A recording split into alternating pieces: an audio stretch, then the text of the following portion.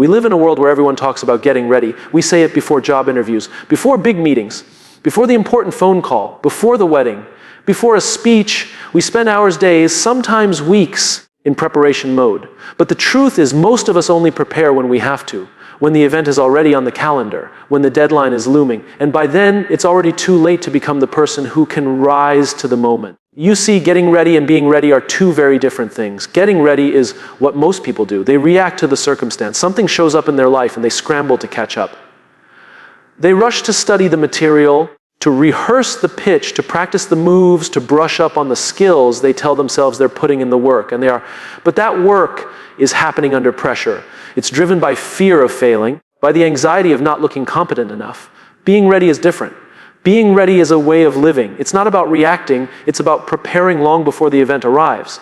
It's building your capacity when no one's watching. It's putting in the reps when there's no immediate reward, no urgent deadline, and no applause at the end. Being ready means the big moment doesn't throw you into a frenzy. Because you've been training for it all along. Think about athletes. The Olympics happen every 4 years. But do you think Olympians start training when the opening ceremony is announced? Of course not. They live ready. They build their lives around readiness. They train in the early mornings when the stadiums are empty. They push themselves on the days they feel tired, on the days when skipping practice would be easy. They're not getting ready for the Olympics. They're ready for the Olympics. And when that once in a lifetime moment comes, they don't have to become someone new. They simply get to reveal who they already are. Now, here's the hard truth. Most people don't live this way because it's not glamorous. It's not exciting to prepare without a reason. It feels like work without a payoff. Why practice public speaking when you don't have a speech scheduled? Why learn new skills when your current job is stable? Why keep your health in top shape when you feel fine?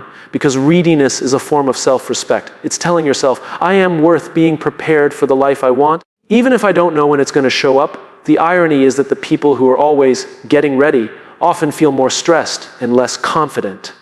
That's because they're constantly playing catch up. They're reacting to life instead of leading it. Imagine you're asked to fill in for a colleague at a high-profile meeting. If you've been keeping up with your knowledge, tracking the company's performance, practicing your communication skills, you can walk into that room with confidence. If you haven't, you're scrambling. You're Googling terms, printing out reports, rehearsing answers in the hallway. And you know deep down you're underprepared. That feeling sticks with you. It eats away at your self-trust. Readiness removes that anxiety. It builds confidence because you've already done the work. You don't have to pretend to know what you're doing. You actually do. And confidence is magnetic. People can feel it. They sense when someone is grounded, capable, unshaken by the unexpected.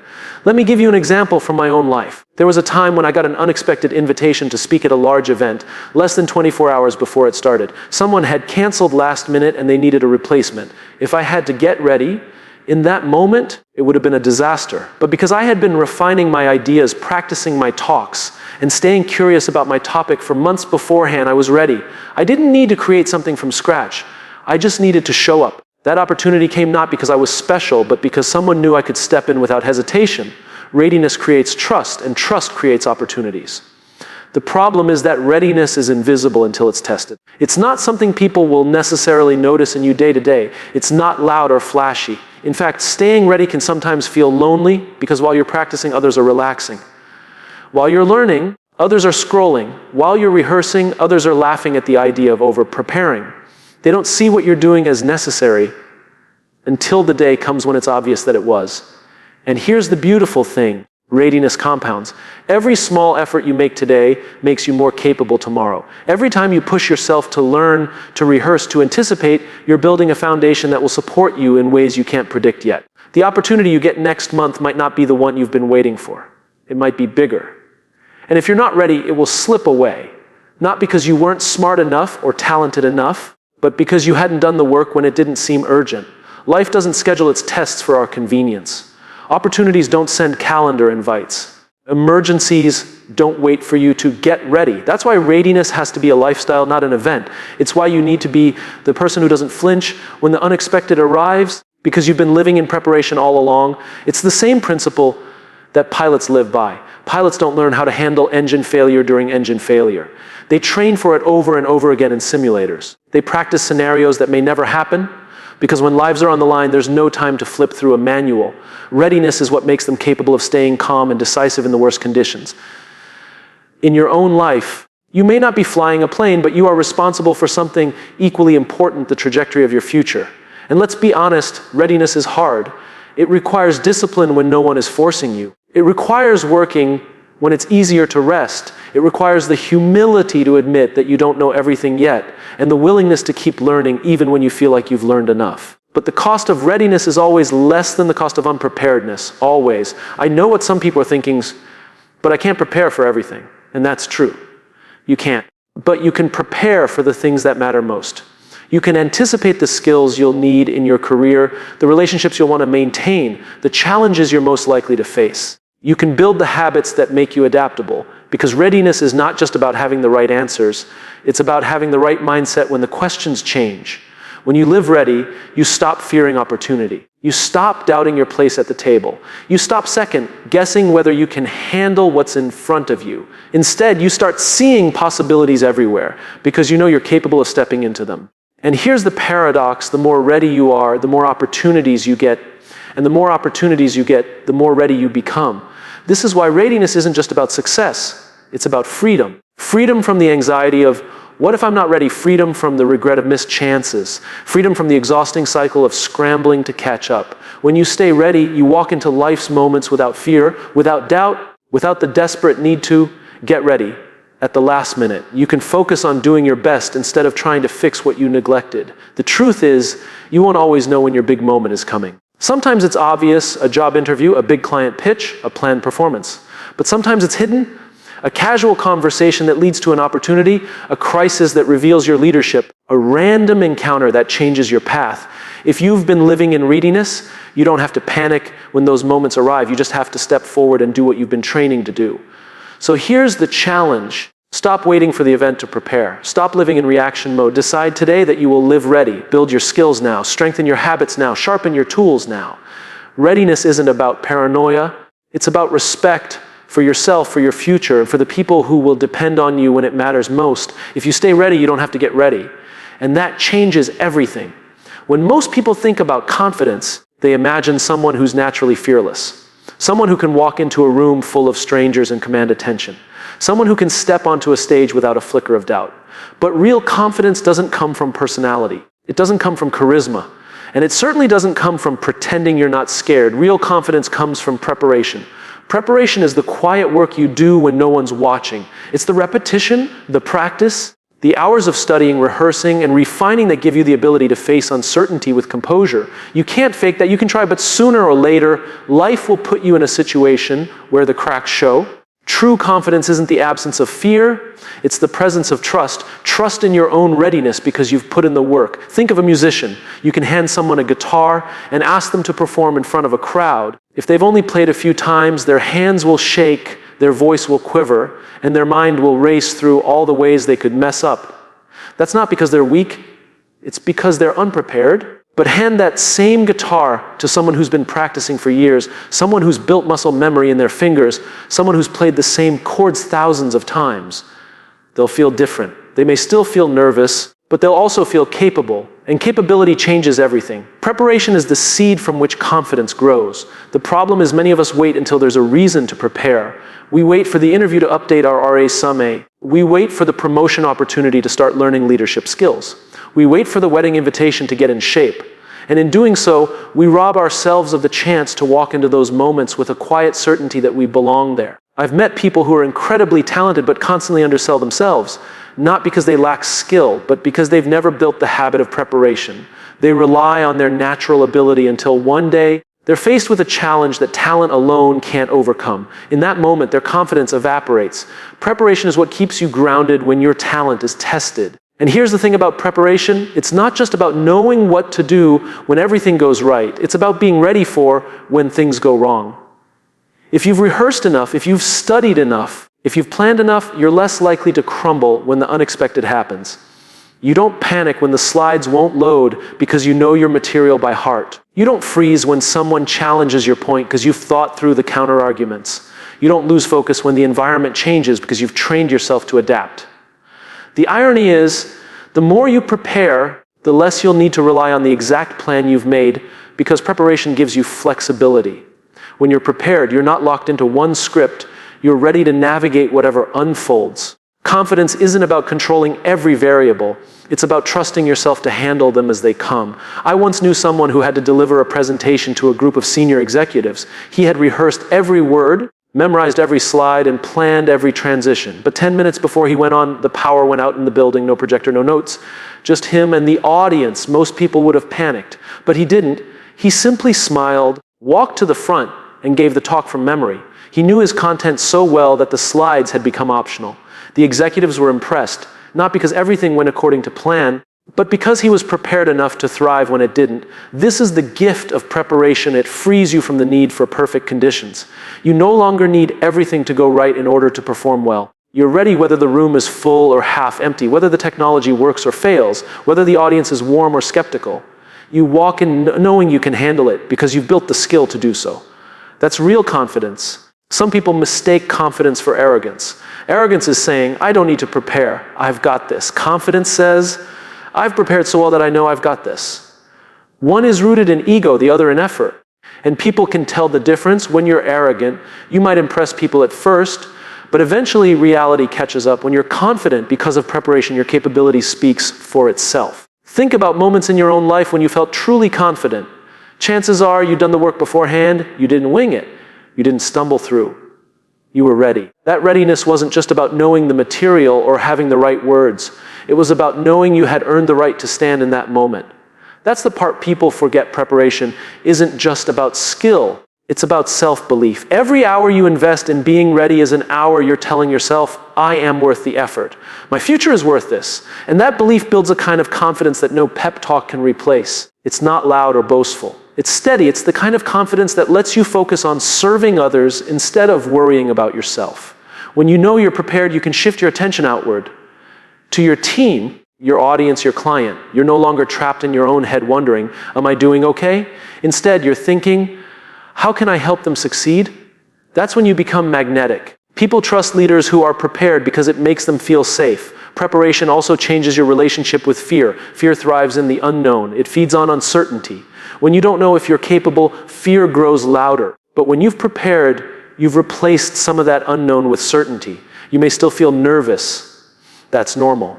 But it's a productive kind of nervousness, the kind that sharpens your focus rather than clouding it. And let's not pretend preparation is always fun. It's often boring. It's repetitive. It can feel like nothing is happening. You might rehearse a speech a dozen times and feel like you're just going through the motions. But that's how mastery is built, through repetition so deep that the skill becomes part of you. Confidence comes from knowing that even on your worst day, your preparation can carry you. I once read about firefighters who practice putting on their gear in complete darkness with alarms blaring in simulated chaos. Why? Because in a real fire, there's no time to think through each step slowly. They need to move with muscle memory. That's the essence of preparation, making readiness automatic. Imagine how different your life would be if the skills you need in your most important moments were so ingrained that you didn't have to think about them. That's what we should be aiming for. Preparation so deep that it turns into instinct. Confidence so real that it doesn't depend on how you feel in the moment. Because here's the reality. You can't control how you'll feel when the moment arrives. You might wake up tired. You might have a headache. You might feel distracted or anxious. But if you've prepared, you can still deliver. You can still rise to the occasion because your preparation is stronger than your temporary state. When people talk about being in the zone, they're often talking about a moment where preparation meets opportunity. You can't force those moments, but you can make them more likely by staying ready. The more you prepare, the more your confidence will show up exactly when you need it. Not because you hoped it would, because you built it in advance. Preparation creates a kind of quiet power. You don't need to announce it. You don't need to prove it. It's there in the way you carry yourself, in the way you respond under pressure, in the way you recover from mistakes. People will notice even if they can't put their finger on why. They'll say you seem calm, capable, trustworthy. That's the ripple effect of preparation. It doesn't just change how you see yourself, it changes how the world sees you. So the next time you catch yourself thinking, I wish I felt more confident, ask yourself a different question. Am I prepared enough to earn that confidence? Because confidence is not something you wake up with, it's something you build. And you build it through preparation. When you've done the work, you don't have to hope you're ready, you know you are. And knowing is the most powerful form of confidence you'll ever have. Opportunities have a strange way of showing up. They rarely arrive with a polite warning or a neatly wrapped invitation. More often than not, they appear suddenly, unannounced, and sometimes even disguised as problems. And in that moment, the people who step forward are not always the smartest or the most talented. They're the ones who are ready. Life has this quiet bias toward the proactive. It rewards the people who have been preparing long before there was any visible reason to do so. And it's not because these people are luckier. It's because they've built the ability to respond quickly and effectively when the chance appears.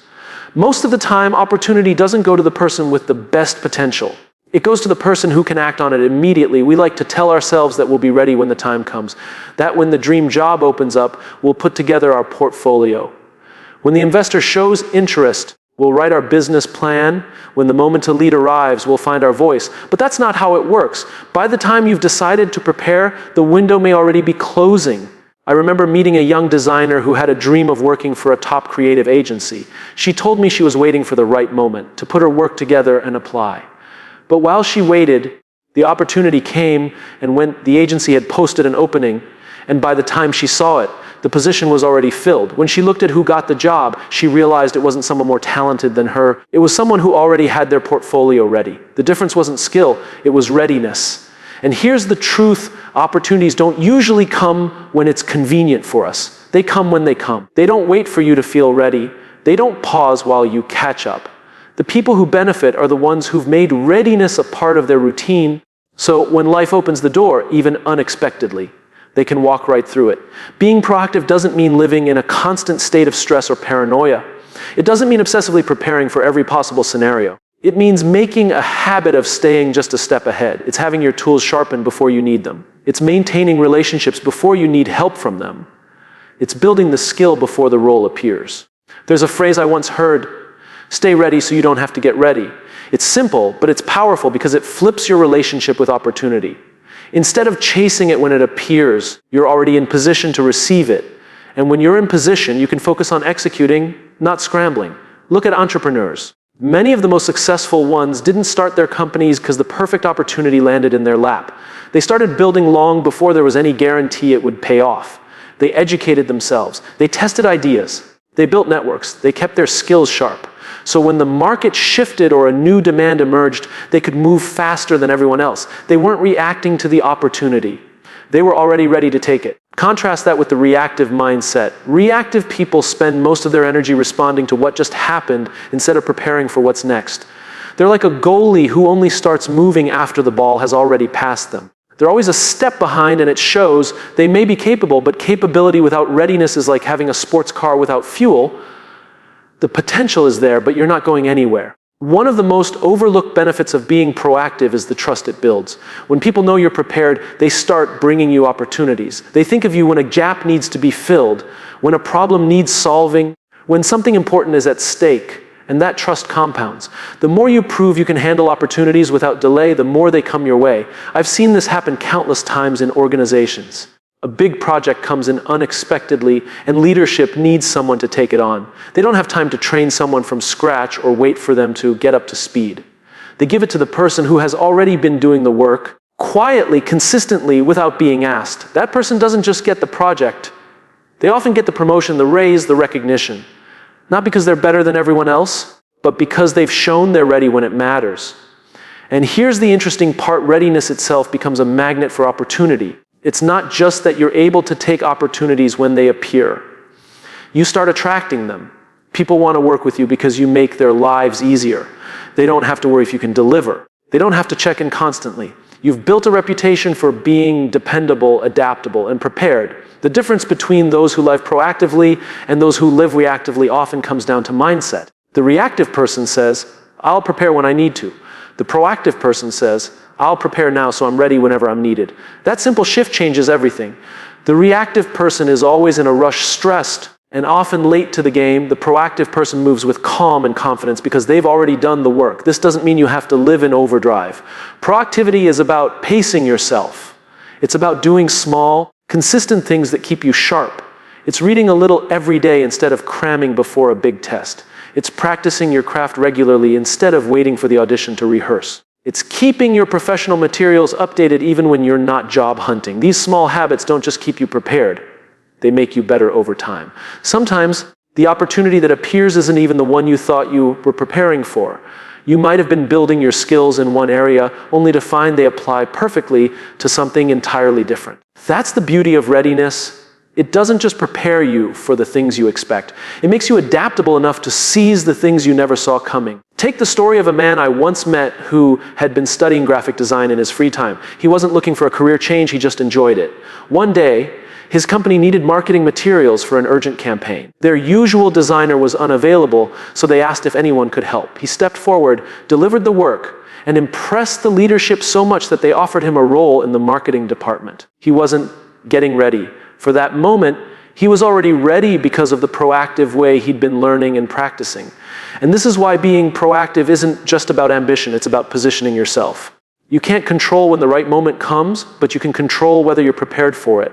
Most people wait for the moment, then try to position themselves.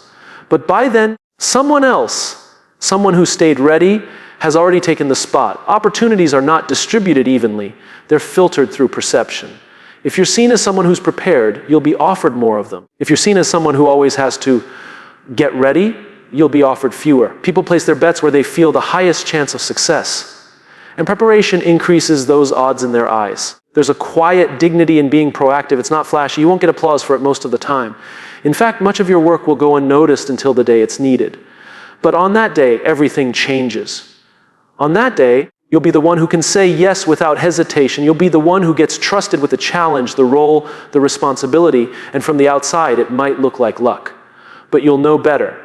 Because the truth is, luck favors the prepared. It's not magic, it's math. The more prepared you are, the more moments you can take advantage of. The more moments you take advantage of, the more momentum you build. And momentum attracts even more opportunities. It's a cycle, and you can either watch it happen for someone else or step into it yourself. The choice is simple, but it's not easy. Living proactively means doing work without immediate payoff. It means practicing without applause. It means preparing for a stage you may not see yet. But if you want to be the one people call when it matters most, this is the price you pay. When the moment arrives, and you won't have to panic, scramble, or wish you'd started sooner. You'll simply step forward and do what you've been ready to do all along. And that's when you'll understand the truth life rewards the proactive, not the reactive. There's something powerful about the idea of small, consistent actions. We love the big moments in life, the championship game, the breakthrough performance, the deal that changes everything. Those are the moments we talk about, the ones we post about, the ones that make headlines. But those moments don't happen in isolation. They're built on the foundation of hundreds, even thousands of small, unglamorous actions that no one sees. It's human nature to want the quick fix, the dramatic transformation, the instant success story. We're drawn to the before and after pictures, to the overnight success headlines. But here's the reality. There is no overnight. Even the people we think became successful in a flash have often been working for years in the shadows. And that work wasn't just bursts of effort when inspiration struck. It was small, intentional, consistent actions that compounded over time. Consistency beats intensity. Most people rely on occasional bursts of effort. They cram before a big test. They hit the gym hard for 2 weeks before a vacation. They work around the clock the week before a deadline. But as soon as the moment passes, they stop. The cycle repeats. And each time they start over, they have to rebuild momentum from scratch. Small, consistent actions don't just prepare you for the big moments, they make the big moments easier. They make readiness a natural state instead of something you have to scramble for. Think of it like a savings account. If you deposit a small amount regularly, over time you build wealth. You don't have to panic when an expense comes up because you've been quietly building a reserve. Preparation works the same way. Every small action is a deposit into your Readiness account. Take athletes as an example. You might see the highlight reel of their performance. But what you don't see are the hundreds of days of practice, the drills repeated over and over, the commitment to show up even on days when they don't feel like it. An athlete who trains consistently doesn't have to get in shape before the season. They're already in shape. And because they've built that base, they can focus on refining their performance instead of scrambling to catch up. In everyday life, the principle is no different. If you're a speaker, you don't wait until you get invited to talk before you start practicing. You speak regularly, even if it's to a small group, even if it's just in front of a mirror. If you're in business, you don't wait for a crisis to start building relationships. You nurture them constantly so that when you need them, Trust is already there. If you're a student, you don't wait for finals week to start learning. You engage with the material a little every day, so that by the time the exam comes, it's just another day of doing what you've already been doing. What's interesting is that small, consistent actions have a multiplying effect. The more you do them, the easier they become. Habits work in your favor when they're positive. If you write a little every day, eventually writing doesn't feel like work. It feels natural. If you practice a skill regularly, it becomes second nature. This is how readiness becomes effortless. And yet, most people resist this approach because it doesn't feel urgent. The human brain is wired to prioritize what's urgent over what's important. Urgent demands our attention now. Important often whispers in the background. The problem is, by the time something important becomes urgent, it's often too late to do it well. Small, consistent actions keep the important things from ever becoming urgent crises. I once knew a leader who made it a point to read and learn something new every single day.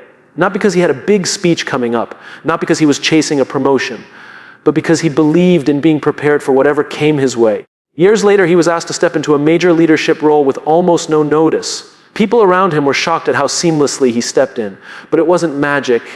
It was the result of years of daily preparation. There's a compounding magic to this approach. Just as interest builds on itself in a savings account, skills build on themselves in life. A small amount of progress each day might not feel like much in the moment, but over a year, over 5 years, over a decade, it's transformative. The problem is, because the payoff isn't immediate, many people quit before they see results. They underestimate the power of the pounding effect because they can't see it working day to day. Small, consistent actions also make you resilient.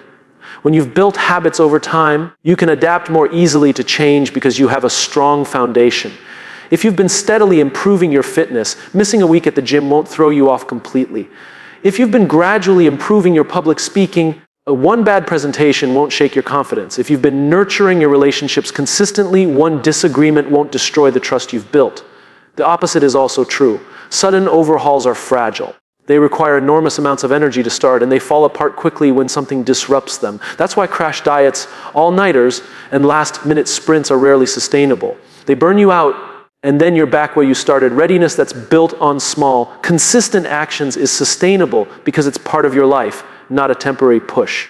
We often overestimate what we can do in a short burst and underestimate what we can do over a long period. Writing one book in a week might be impossible, but writing 500 words a day for a year will give you a manuscript. Running a marathon tomorrow might be out of reach, but running a little every day can get you there within months.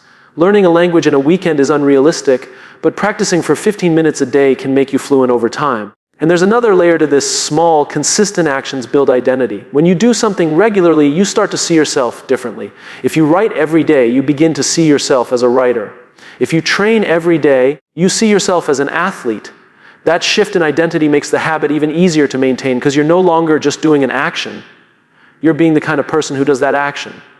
Readiness isn't just about skills, it's about who you become in the process. Some people think they need motivation to take consistent action. But motivation is fickle, it comes and goes. If you rely on motivation, you only act when you feel like it.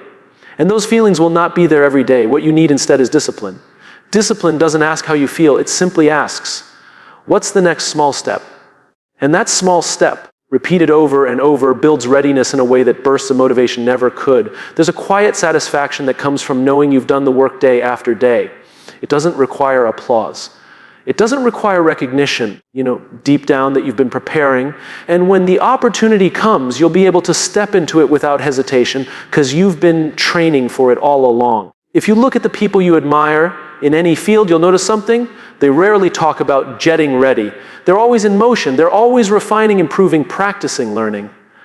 Not frantically, not desperately, just steadily. That steadiness is their secret weapon. It's why they can handle pressure with grace. It's why they can seize opportunities with confidence. It's why they rarely get caught unprepared. In the end, readiness is less about massive leaps and more about consistent steps. The big moments will come, and when they do, they won't feel so big to you because you've been preparing for them in small ways all along. While others are trying to get up to speed, you'll already be moving. And the people watching might call it talent or luck, but you'll know it's something much simpler: the quiet power of small, consistent actions. If you want, I can now expand the fifth keynote so that your speech is fully complete and delivers the strongest possible ending. This will tie together all the previous parts into one powerful close. Would you like me to move to the fifth? There's something interesting about people who always seem to be in the right place at the right time. To the outside world, it looks like luck. They get offered the promotion before the job is even posted. They're invited to speak on a panel before others even hear about it. They're trusted with opportunities that others didn't even know existed. But when you look closer, it's not luck at all. It's readiness. And readiness has a way of attracting opportunity. Opportunity is like a guest who shows up unannounced. It doesn't always knock. Sometimes it just walks in. And it's far more likely to walk into the lives of people who already have space prepared for it. You can't control exactly when it will arrive, but you can control whether your table is set, the chairs are ready, and the lights are on. The truth is, opportunity is drawn to those who can act on it immediately.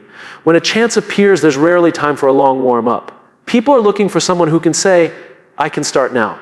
If you're already prepared, you become that person. And here's the thing, the people offering opportunities don't want to gamble. They don't want to take a risk on someone who might be able to handle it. They want someone who's proven they're ready before they're even asked. Think about trust for a moment. Trust is the foundation of opportunity. People trust those who consistently deliver. They trust those who show up prepared, not just once, but every time. And when people trust you, they open doors for you, often without you even asking. You become the first person they think of when something important comes up. That's not an accident. That's a result of living in a constant state of readiness. I remember meeting a young man early in his career who understood this principle intuitively. He was in a junior role at his company, nowhere near the top. But he made it a habit to learn everything he could about the business, not just his job, but the jobs of those around him. He studied how the company made money, how decisions were made, how problems were solved. He wasn't doing it for recognition. He was doing it because he wanted to be useful, and he knew usefulness came from readiness. One day, a senior executive left unexpectedly. The team needed someone to step into a critical project immediately. Without hesitation, his manager recommended him. He didn't have the title, he didn't have the years of experience, but he had something more valuable. He was ready. He stepped in, did the work, and impressed everyone. Within months, he was promoted to a role that most people in his position would have waited years to get. From the outside, it looked like a stroke of luck. But it wasn't luck, it was the natural consequence of being prepared before anyone asked. When you're ready, you also see opportunities others miss. This is one of the hidden advantages of readiness. It sharpens your vision. You start to notice gaps, needs, and possibilities that others overlook because they're too focused on what's urgent in front of them. You see where you could add value, and because you're already equipped to act, you can step in without delay. Imagine two people walking down the same street. One is distracted, thinking only about the meeting they're rushing to. The other is alert, scanning their surroundings. A chance encounter happens. Someone important is standing nearby. Open to conversation, the distracted person walks right past. The ready person sees the opening and makes the connection. Same environment, same moment, completely different outcomes. That difference comes down to awareness, and awareness is a byproduct of readiness. The more you live ready, the more you begin to attract people who value that quality. Colleagues, leaders, clients, they want to be around someone who reduces uncertainty. They want to work with someone who isn't thrown off by surprises, who doesn't crumble under pressure, who can adapt and deliver. Readiness is magnetic because it makes other people's lives easier. And when you make other people's lives easier, they invite you into more rooms, more conversations, and more decisions. Of course, attracting opportunity doesn't mean every opportunity is the one you want. Sometimes you'll be ready for something that doesn't align with your vision. That's okay. Readiness doesn't mean saying yes to everything. It means having the freedom to choose. And that's one of the most underrated benefits of living ready. You're not forced to take every chance out of desperation. You can say yes when it's right and no when it's not, because you know more opportunities will come. This is where the mindset shift happens. People who live ready don't see opportunity as rare. They see it as abundant, not because the world is overflowing with chances, but because readiness makes them capable of recognizing and acting on more of them.